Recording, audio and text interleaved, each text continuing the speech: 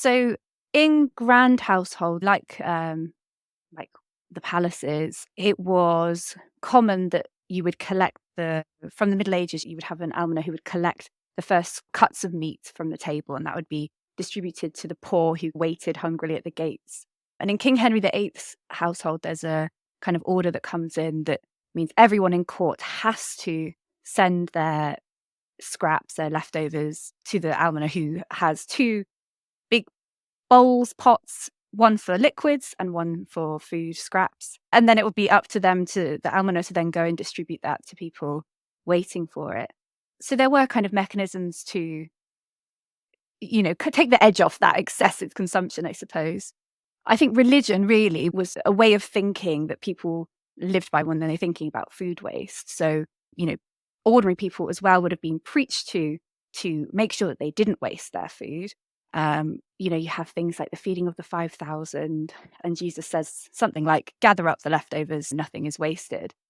So that was taught to people. People were taught about Dives and Lazarus as well in the biblical story, when the rich man, again, is having this amazing feast, and there's a poor man who's waiting for the kind of crumbs from the table, and he's denied. And in the story, ultimately, the poor man goes to heaven, the rich man goes to hell. So people were taught and encouraged from the pulpit not to waste their food.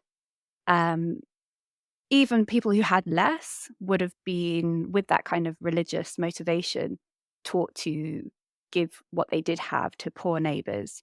So things like leftover whey, which is like a liquid you get in cheese making, that would have been distributed to poor people working in the fields, and they could ferment it, and it became this a drink for them, basically.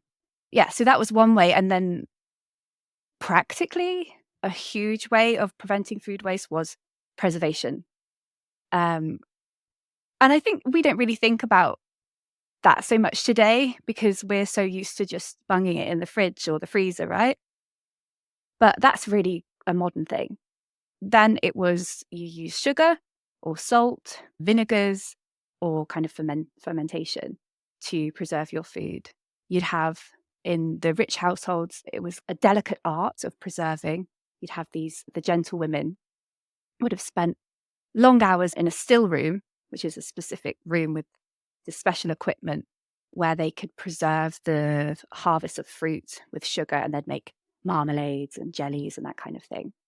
And then for ordinary poorer people, they would have lived off salted fish for the whole Lenten fast, which is obviously a long chunk of the year.